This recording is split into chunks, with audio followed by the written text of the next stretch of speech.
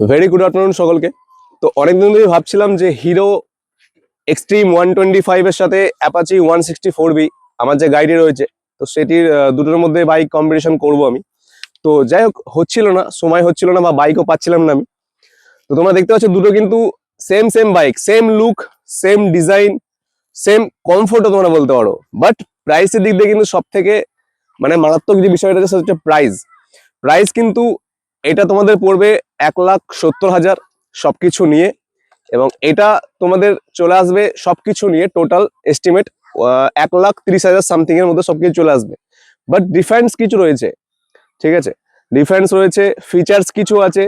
ফিচার্সের দিক দিয়ে বলতে গেলে দেখো, এটা তো সেরা সেরা ফিচার্স আছেই, কিন্তু যারা ডেলি ইউজ করছো, ধরো তুমি তোমার ইউজ হচ্ছে দিনে পার ডে 30 থেকে 40 কিলোমিটার তোমাকে যাতায়াত করতে হয় কাজের জন্য, বা এক্সট্রা কোনো জিনিসের জন্য তোমাকে ডেলি পার ডে 25 থেকে 30 kilometre per day up down করতে হয়, তাহলে তোমার জন্য কিন্তু এটি বেস্ট অপশন হবে।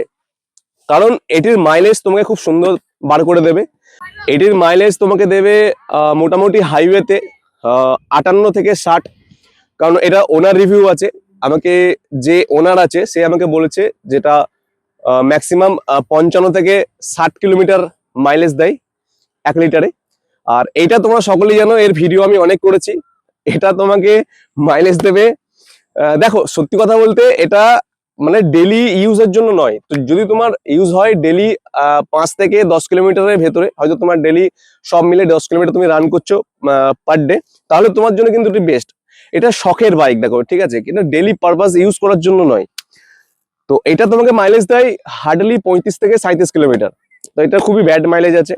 হাইওয়েতে তোমার অ্যাপ্রক্স 38 থেকে 40 কিলোমিটার তুমি পেয়ে যাবে। তো এর থেকে বেশি কিন্তু তোমরা পাবে না।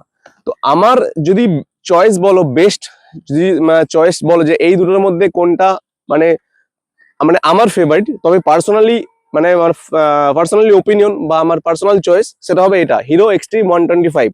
কারণ এর লুক বলো, ডিজাইন বলো, কমফোর্ট বলো, সব দিক দিয়ে কিন্তু সেরা সেরা।